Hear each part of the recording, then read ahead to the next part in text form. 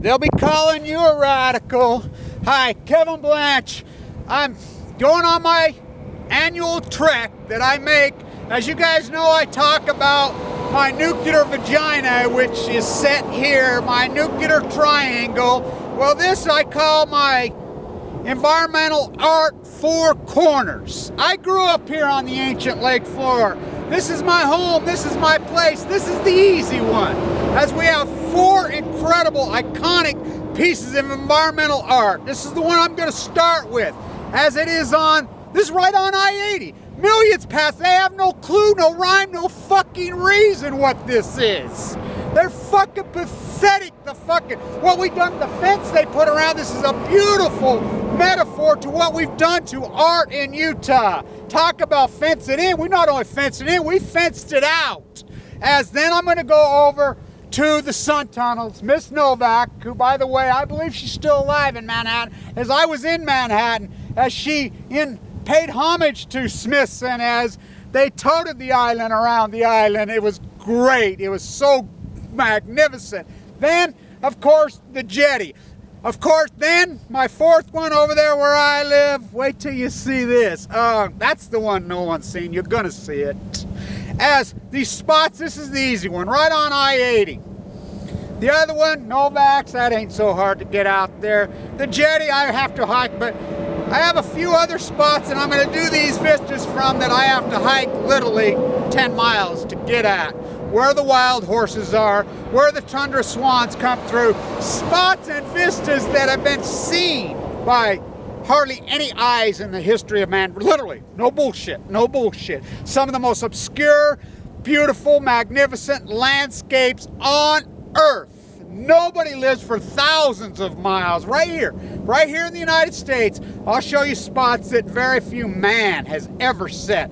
You know, probably even very few Native Americans.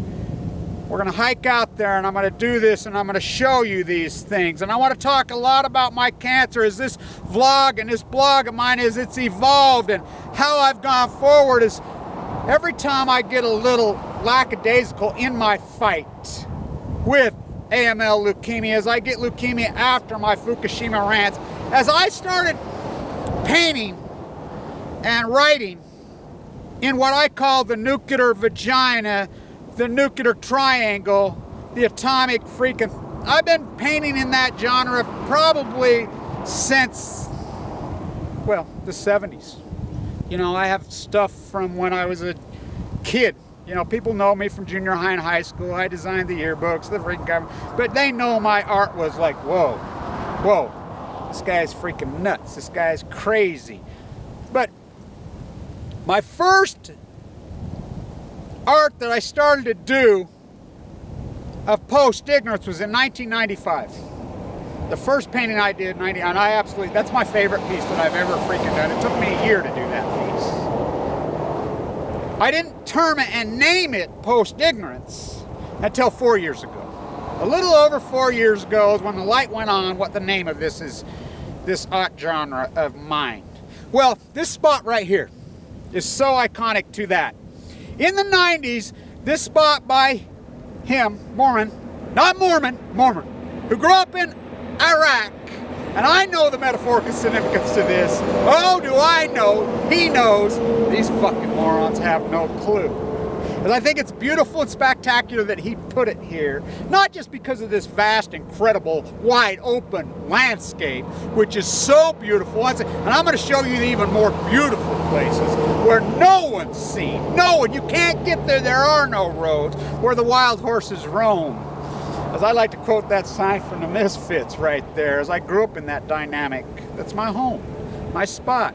Is I like to say post-ignorance is in the more exposed manner.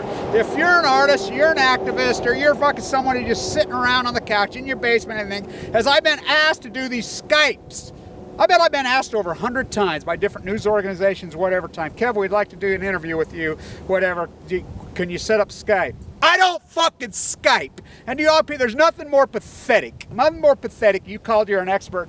I'm so sick of these so-called fucking experts on gold. Fucking, so you're dead fucking wrong, all of you. You're late to the fucking game, all of you. Fucking, I'm so sick of it. As the publishing industry is destroyed, you know.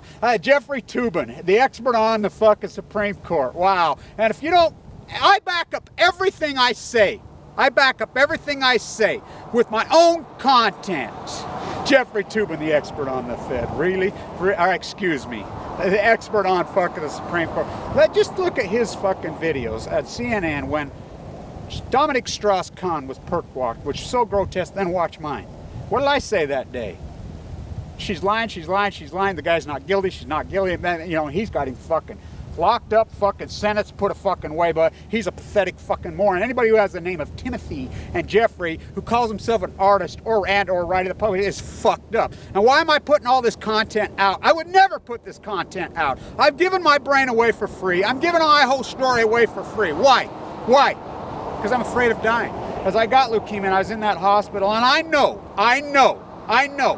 as I want people to watch these and be able to say, hey, how did Kevin overcome this? I know even though I do everything exactly right, my diet, my militant freaking attitude, my fight, as I learned a lesson when I thought everybody just fucking had that fight in them. I really did assume that. You've heard me say that. It's not true. And to overcome this, you have to fight like hell. 1. 2, you have to have the body to fucking fight them. I want people to look back on these videos and say, hey, how did Kevin survive? And hopefully I will survive. But I know even though you eat, I'm so militant on my diet, I hike every day. As my poster, as I said before, in the more exposed manner, you've got to get out there. You got to get out there and walk. As my grandfather and my dad, Mr. Whitaker's my uncle, you know, that built the jetty, and I got to meet Smithson out there. I've had a difficult time getting my videos shot because I want them to be perfect and I want them to be right.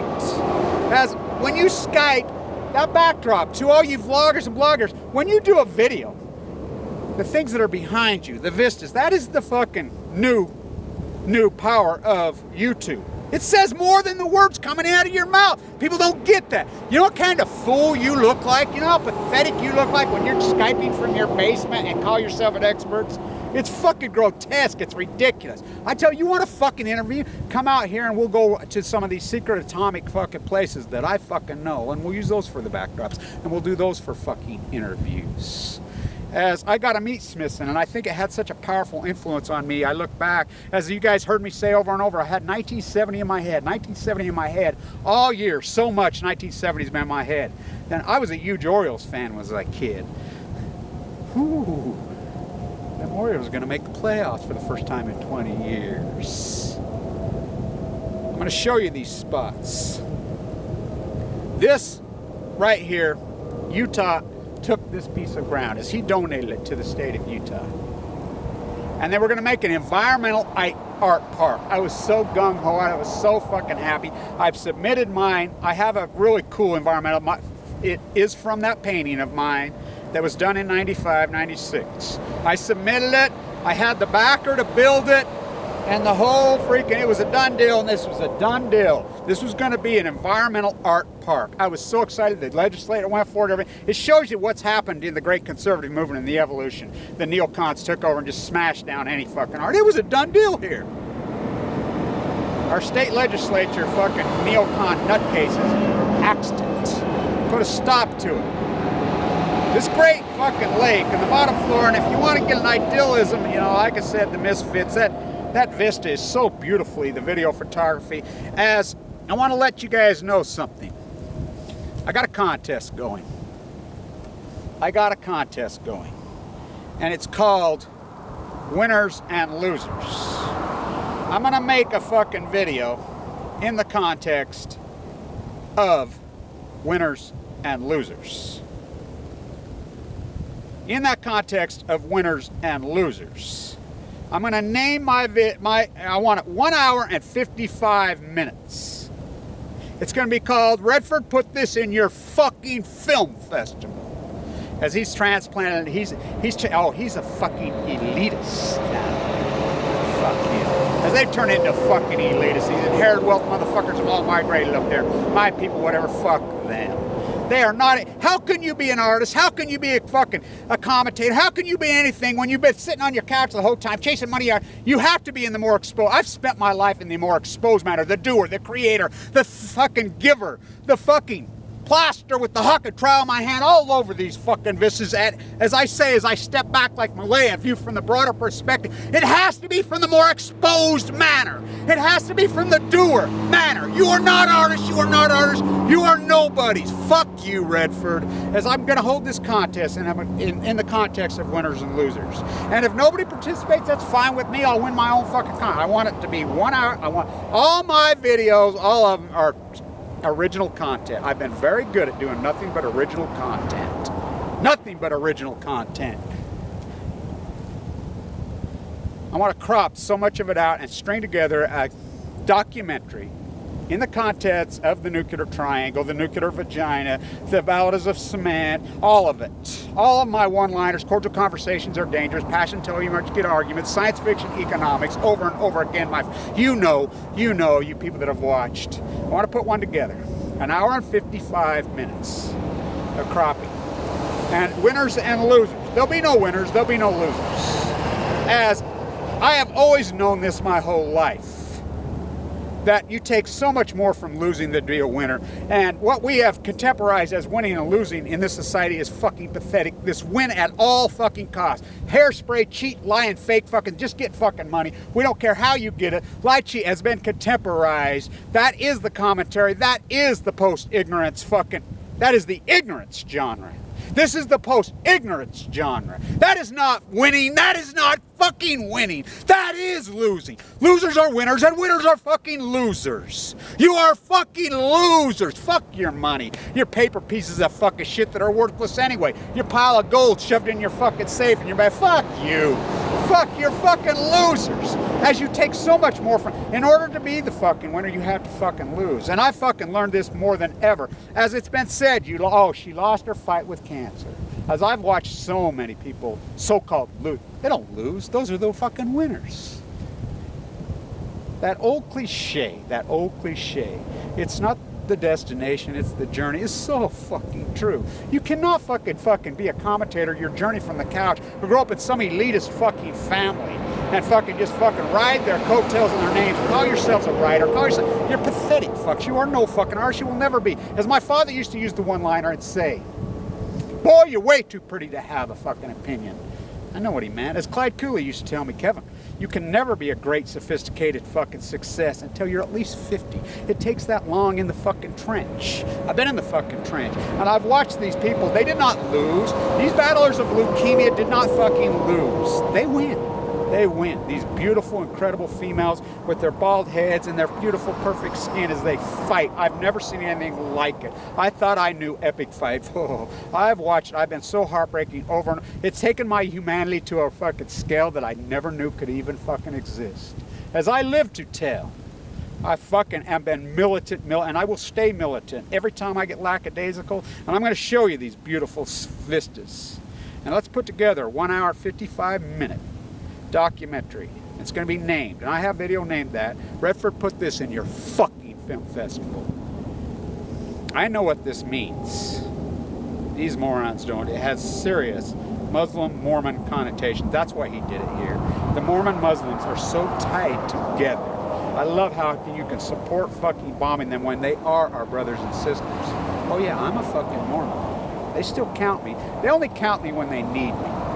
They don't count me when I need them. When I need them, they turn their fucking back on me. That's okay. That's okay. That's okay. I don't mind. I'm going to show you some incredible vistas as the skies have been so dirty as we pollute and we pollute and we pollute in the name of Christianity, as we rape Mother Earth. If you think that's Christianity, to rape and fucking pillage Mother Earth for your self-fucking gain, you need to be a hairspray fake fucking Republican, because that's who you motherfuckers are. That's exactly who you are. I've had it difficult because these skies are dirty from all the fires, all the smog. I want these to be perfect, and I want these to be right. Off the jetty, off Miss Novak's sun tunnels, off my secret spots. I'll be putting them up. I'll be putting them up. And let's get to work and let's build us some freaking documentaries. All my fucking content's original. I don't want you to remix it and just throw it out there. You know, come to me. You know, help me out. You know, I'm doing my part. I really am doing my fucking part. I'm giving myself away. The only reason I'm doing this and giving all my fucking life story and my commentary out through Video Killed the Media Star is because I'm afraid of dying now. I know that my life can be taken at any moment now. I thought I always knew that. Boy, do I know it. On Balco. On Balco now. Kevin Blanch. The environmental art on each side of this lake. This is on the south side of the Great Salt Lake. The jetty's on the north side of the lake. Miss Novak's on the west side of the lake. Me. I'm right there on the edge of the east side of the lake. These are incredible, magnificent pieces of environmental art. I love this thing. This thing is a powerhouse. This thing is magnificent. It really is magnificent. Kevin Blanch.